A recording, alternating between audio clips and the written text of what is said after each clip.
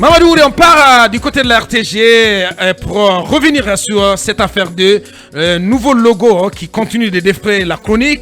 La question sur la table, Fana Souma, le DG, va-t-il se dédire? Oui, on peut présumer, on peut penser qu'il pourrait se dédire parce que déjà il y a une extrême pression qui s'exerce sur Ntara Fana depuis que cet échange entre lui et nos confrères d'Africa-Guinée a été mis sur la place publique, où il dit avec vigueur qu'on leur a imposé ce logo-là. Qu'il est déçu, qu'il est un homme déçu. Déçu, qu'on leur a imposé ce logo et que déjà depuis 10 ans, ils ont déjà commencé la promotion d'une Dimba.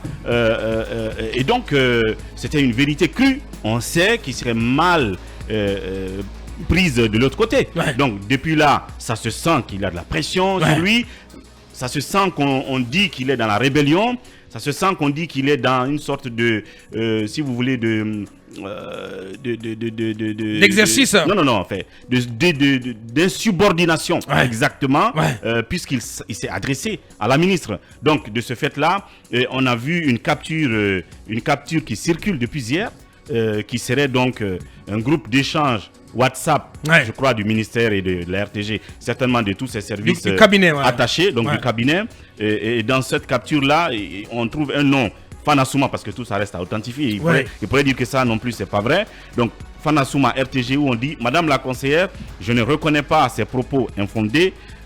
Tu n'as pas besoin de le partager. Et puis tout en bas, il y a un autre nom, BSD adjoint, qui dit, alors Madame la conseillère, non, qui dit, il faut faire donc un démenti, je pense dans ce cas, pour éviter les fausses allégations et vous protéger de ces propos infondés. Et en bas, il y a Fana Souma qui dit, en tout cas un nom, Fana Souma RTG qui dit, je le ferai très rapidement. C'est une... Qui fera quoi très rapidement? Il va démentir ses propos qu'il ne reconnaît pas. Voilà. Encore une fois, je dis que cette capture Attention, Fana. Encore une fois, je dis que cette capture d'écran reste aussi à authentifier. Fana nous dira peut-être si c'est vrai ou pas. Mais une fois encore, on a des confrères à la RTG, on a des sources, on sait qu'il subit une extrême pression. Et je le maintiens. Est-ce que cette pression a lieu d'être dans une administration de la refondation? Parce que je ne suis pas d'accord avec ce qu'il dit, qui confondent l'administration publique à une entité privée. Bon sang de Dieu, c'est une chaîne de responsabilité. Si on veut lui faire porter à lui seul les dégâts liés à ce logo dégradé et imposé, il faut qu'il donne si vous voulez, la lumière sur ce qu'il a comme responsabilité dans cette affaire. Et je pense que c'est ce qu'il aurait fait. Mais il reste maintenant qu'il assume, qu'il confirme que c'est effectivement lui qui l'a dit. Mais de l'autre côté, nous apprenons aussi que nos confrères d'Africa-Guinée sont prêts justement à donner les preuves du fait qu'il y a eu cet échange. Les preuves sonores. Mais maintenant, on va attendre de voir le reste. Est-ce qu'effectivement, si cette menace de le sanctionner ou de le faire subir derrière les rideaux, les affres de ces propos-là vont se passer, nous serons au courant de toute façon de tout ça. Bien. La RTG quand même, c'est pas un goulag. Non mais du tout. Il faut relativiser tout ceci. Je pense que le directeur Fana Souma a été pris de travers par la grogne, par le buzz. Pris en chasse. Pris carrément en chasse. Et il a fait ce qu'il pouvait. Il s'est un peu sauvé la tête parce que c'est parti. D'après, il faut dire que les propos qui ont été rapportés par Africa-Guinée et qui lui sont attribués sont les siens. Oui, c'est très clair. Puisque c'est très clair parce qu'il ne peut pas se dédire. Africa-Guinée dit disposer des éléments sonores donc de cet échange-là. Je pense aussi que... Il faut dire que c'est un site très très sérieux. C'est un site très sérieux et qui a de la réputation. Bien sûr. Je crois que ça y va aussi de la réputation de M. Fana, d'assumer effectivement ce qu'il a dit. Je ne pense pas, pour ma part, qu'il ne fallait ne pas s'y attendre parce que ça a pris une telle ampleur que M. Fana a justement lâché la bombe. Après, il y a aussi à se poser véritablement la question de savoir est-ce que M. Fana, est-ce qu'elle était l'opportunité de faire cette sortie-là. Je pense que, donc pour ma part, il n'avait pas forcément besoin de faire de cette sortie-là. Il fallait gérer ça. Je pense que c'est ce que pense aussi Talibé. Oui, voilà. Il fallait donner la parole dans un instant. Il fallait gérer ça à l'interne parce que quoi qu'on dise, on ne dit pas que il faudrait jouer à tous azimuts, au fusible, quelle que soit la bévue, mais celle-ci reste une bévue, quoi qu'on dise. Vous voyez, une bévue qu'il faut prendre sur soi. Qu'il faut prendre sur soi. Toute l'équipe. Et puis, je pense que la responsabilité du ministère, elle est d'emblée. Parce que d'après les informations qu'on dispose, en France, quand il y a manif, gilet jaune ou gilet je sais pas quoi, entre le préfet de police et le ministre de la sécurité, quand il y a à situer des responsabilités, je crois que j'ai vu une situation comme ça où le préfet a carrément tiré à boulet rouge sur un de ses ministres pour dire que voilà où se limitent ses responsabilités dans ce qu'il y a eu dans sa circonscription, et voilà la responsabilité du ministre, c'est ça, une administration je suis qui se veut de la refondation. Mais il faut qu'on arrive à cela. On arrive à cela en Guinée, un moment ou un autre cabinet. On ne peut pas, tout le monde ne peut pas quand même prendre les pots cassés au même moment. On ne peut pas vouloir d'une doctrine et rejeter ses principes. Je suis parfaitement d'accord. Moi, je pense que Fana, voilà, il s'est tout simplement assumé qu'il reste sous cette ligne de crête. Il devra rester sur cette ligne de crête. Il y a fondamentalement un problème. C'est que cette histoire de branding national-là, on a l'impression que c'est dévoyé. Tout le monde en fait à sa tête. Parce que la vérité, c'est qu'il n'y a jamais eu, et je suis formel là-dessus, il n'y a jamais eu de séance de travail entre le ministère de l'Information et de la Communication avec ceux qui portent le projet de branding national. Puisqu'en principe, si on doit changer l'équipe d'Ibrahim, il devait y avoir une séance de travail. La DCI aussi qui s'est totalement déresponsabilisée par rapport à ce qui s'est passé. Voilà. Je ne comprends pas que l'on veuille se lever comme ça un matin et que l'on pense qu'on peut changer le logo. En principe, ce que je trouve d'ailleurs assez curieux dans cela, c'est que lorsque vous devez changer le logo d'une entité, ça doit être suivi par un communiqué qui explique l'opportunité. Et aussi pourquoi on a changé le logo. Expliquer ce qu'il y a derrière. On a balancé comme ça un logo, on ne sait pas ce que c'est, on ne sait pas pourquoi on a changé l'ancien logo. Et là-dessus, je trouve que le ministère ça n'est mal pris. Il fallait avoir des séances de travail et je suis certain que l'entité dirigée par monsieur Touré aurait tout simplement n'aurait pas validé un tel logo. Parce que sincèrement, du point de vue des spécialistes, nous en avons un ici, Jonas, avec lequel nous avons échangé hier. Il nous a dit que ce logo n'est pas du tout attractif. Il n'est pas attractif. Et il n'est même pas professionnel. Bien. Forcément, un mot là-dessus, Doyen Lincoln, oui. Je pense pas que Ntafana soit un faux brave. Moi, c'est l'impression que j'ai eue ce matin. Est-ce que finalement Fana est un faux brave? Non, mais je pense pas. Mais à sa place, attendez, je vais assumer ce que j'ai fait. Il y a aussi ce qu'on appelle l'honneur à défendre. Peut-être qu'il craint pour son poste. Non, mais il n'est pas le directeur, Abakar. Il faut arrêter, quand même. Non.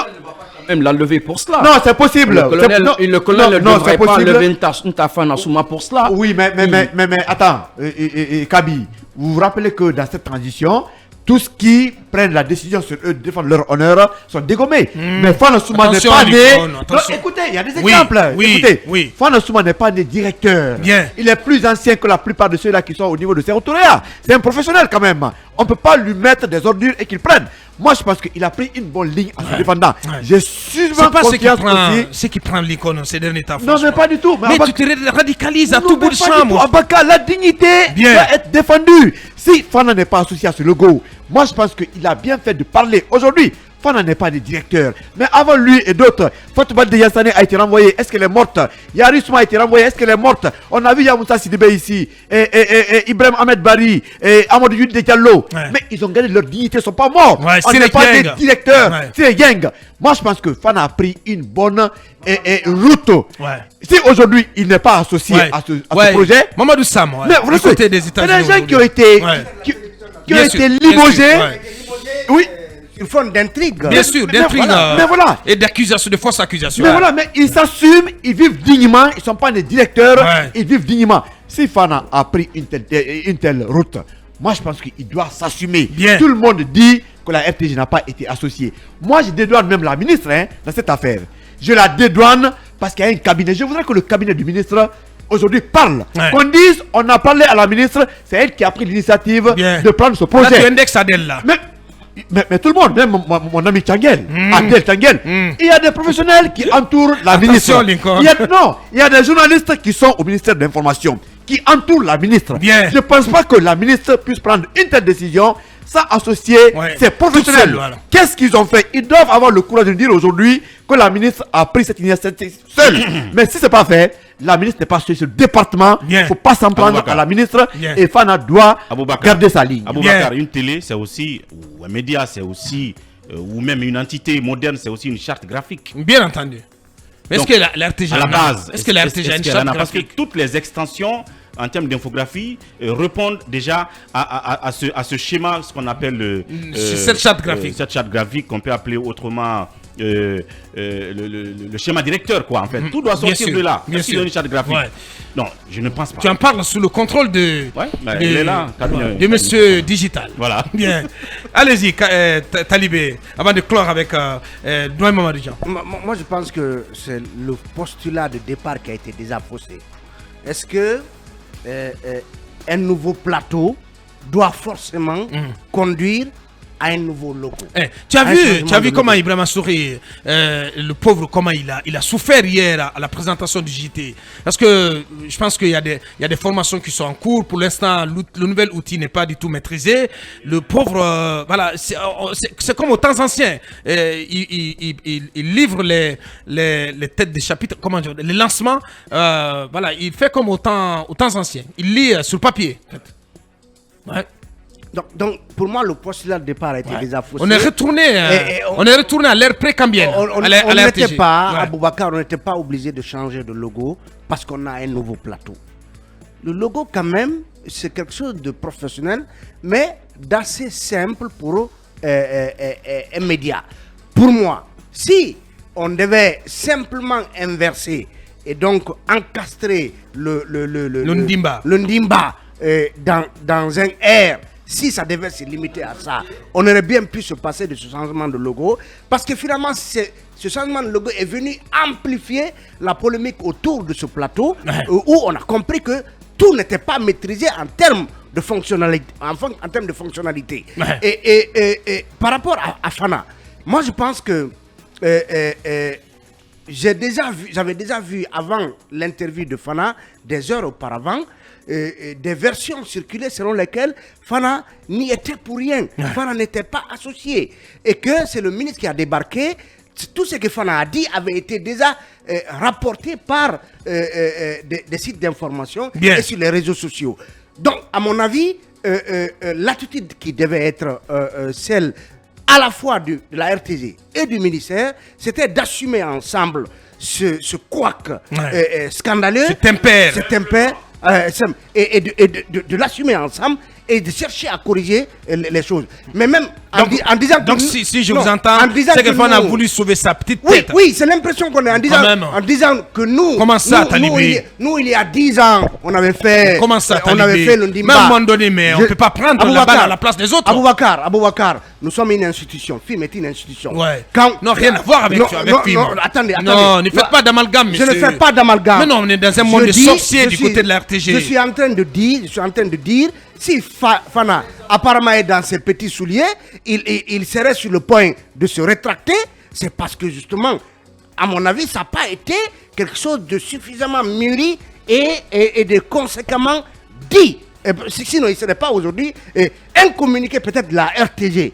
Un communiqué de la RTG bien réfléchi expliquerait mieux les choses. Mais depuis cette situation, il n'y a eu aucune communication officielle structurée, ni de la RTG, ni du ministère pour expliquer ce qui s'est passé. On a quand même l'engagement de Souley Tchangel, le secrétaire général, de passer chez nous ici en semaine, d'ici la fin de la semaine, pour se prêter à nos questions. Voilà, sur tout ce qui se passe en lien avec le nouveau logo, la question du nouveau logo et du nouveau plateau. Aboubacar, ce qui s'est passé... On l'attend ici, jeudi ou vendredi. Aboubacar, ce qui s'est passé ne doit pas se résumer en un débat de personnes entre qui du DG et qui de la ministre a agi de la sorte. Parce que comme tu l'as dit, il y a un cabinet. Est-ce que la ministre toute seule, souverainement, du haut de sa toute puissance, a décidé toute seule d'imposer un tel logo? C'est une autre question à se poser. Combien il a coûté d'ailleurs? Combien il a coûté ce logo? Absolument. Combien? Donc pour moi, ça a été un couac collectif. Ils doivent pouvoir l'assumer ensemble. Il n'y a pas à vouloir se sauver tout seul la tête. Pour moi, le grand frère Fana en tout cas, il y a à se sauver. À botter en touche. D'accord. S'il y a à se sauver, qu'il continue à assumer et que, quoi que cela lui coûte. Allez-y, Mamadou Dia. Quoi que cela lui coûte, qu'il continue à assumer. Allez-y, Mamadou Dia. Parce que c'est que prouve que finalement, voilà. Mais c'est une émission qui m'échappe là, franchement. Je vous assure. On a tellement de thématiques, mais ça m'échappe ce matin, sincèrement. Quand Aboubacar, vous avez votre tête à l'échafaud, parce que vous avez posé des actions ici à FIM, je ne peux pas me désolidariser et dire que non, c'est Aboubacar, il n'en a fait qu'à sa tête. C'est différent. Il y a, non, ce n'est pas différent. Je ne suis pas d'accord. On parle de la res publica. C'est la RTG quand même. Que vous animez ici. C'est la RTG. Voilà. Pour moi, la RTG ne vaut pas plus que la chose publique. Plus que FIM. Non, c'est une chose publique ça. C'est une entreprise. Non, évidemment. C'est une entreprise et sa tutelle. Qui fait du service naturellement public. Non, c'est une direction et sa tutelle. Vous oubliez quelque chose. Vous oubliez quelque chose, je vous le dis maintenant là. Vous avez parlé du... En attendant, qu'est-ce que Fana lui-même fait en termes de réforme à la RTG? Merci. Posons le débat. Déjà, il fait rien. Non. On se pose la question. Mais je vous réponds. Aujourd'hui, on pose la question même du bilan. Le problème de la RTG, c'est que vous allez leur offrir ciel et terre, il n'y a pas de contenu. Absolument. Mais le contenu est vide. C'est facile de j'ai l'impression qu'il n'y a pas de journaliste. Il n'y a pas de journaliste capable de tenir des émissions. Mais FIM vous dégaine une soixantaine d'émissions. Moi, je dis que cette dame, c'est une femme d'action. Mais où sont-ils? Qui a posé beaucoup d'actes depuis. Mais que font-ils? C'est pas parce qu'il y a eu un couac autour d'un logo qu'on va tout seul vouloir se sauver la tête et jeter la femme aux orties. Il faut que Jean et Diarra en disent deux mots, s'il te plaît. Justement, ce nouveau logo voulait faire passer Fana et son équipe pour des gens qui ne créent pas, qui n'innovent pas, qui sont des nuls. Parce que justement, c'est cela. Si vous venez imposer un logo, ça veut dire vous êtes là tout ce temps, vous n'avez pas pensé à faire ça. C'est l'implicite derrière l'action, en fait. Donc il faut qu'il démontre qu'il n'est pas nul. Il faut qu'il démontre que ce logo qui était là est valable. Mais justement, c'est la question de Talibé. Ou plus. Pendant ce temps, qu'est-ce qu'il a proposé en termes d'innovation, en termes de réforme depuis qu'il est là? Puisqu'on parle de logo, on ne parle pas d'abord du contenu. On parle déjà de logo. Restons là. Sinon, on peut faire tout un débat sur le contenu. Moi, je pense que c'est une équipe. Et qu'est-ce que tu dis du contenu? Qu'est-ce que tu dis du contenu? Depuis la gouvernance Fana Souma. Parce que du contenu, ça peut s'acheter aussi. Mais est-ce qu'on lui donne les moyens d'en acheter? Non, mais tu n'as pas besoin de tout acheter quand même. Parce que du contenu, il peut en créer. Non, je vous dis, du contenu, ils peuvent mettre une équipe de réflexion pour en créer. Mais est-ce que en haut là-bas, à la présidence et au ministère, on les valide? Parce que justement, si les contenus sont définis qu'à la présidence, malheureusement, voilà. Parce que le président ou la ministre regarde le journal, et vous dit non, telle émission ne peut pas passer, tel animateur ne doit pas passer, c'est ça aussi la RTG. Il n'y a pas d'autonomie dans le vrai sens du terme. Et la DCI, voilà, qui envoie des éléments de 20-25 minutes pour plomber complètement le JT. Si vous coupez l'élément, on vous interpelle. C'est compliqué, franchement. Oui, allez-y, allez-y. Dans L'homme révolté, Albert Camus dit que quand quelqu'un refuse, il dit non. Monsieur Fana Souma a dit non, il a dégagé ses responsabilités. Maintenant, est-ce qu'il va assumer jusqu'au bout? Est-ce que ce n'est qu'un bravage de salon? On le verra bien. Bien, d'accord. Il n'y a pas lieu de se poser la question. Place-moi, paie-moi. 3 contenus, le journal, Saint-Fallait et Kibaro. Il n'y a même pas lieu de se poser la question s'il va assumer. Il doit l'assumer, c'est ça la réalité. L'homme, c'est ça. On s'assume pour garder, pour respecter sa dignité. Il a dit quelque chose qu'il croyait au fond de lui. Et moi, je lui ai accordé ce crédit. Je pense aujourd'hui qu'il doit quand même insuffler. Il ne doit pas te décevoir. Non, mais bien sûr, il y a beaucoup qui l'ont applaudi. Et je pense que l'administration guinéenne doit fonctionner de la sorte. Il doit s'assumer. Bien. On sera de retour dans une dizaine de minutes cette fois-ci pour parler du débat, de la polémique qui enfle aussi autour du coût de réalisation de reconstruction des aérodromes, mais aussi de l'autre pendant de la polémique qui a été donc soulevée et provoquée par le PM Bernard Goumou lors de son passage à Kankan et à Farana. Revient dans quelques minutes.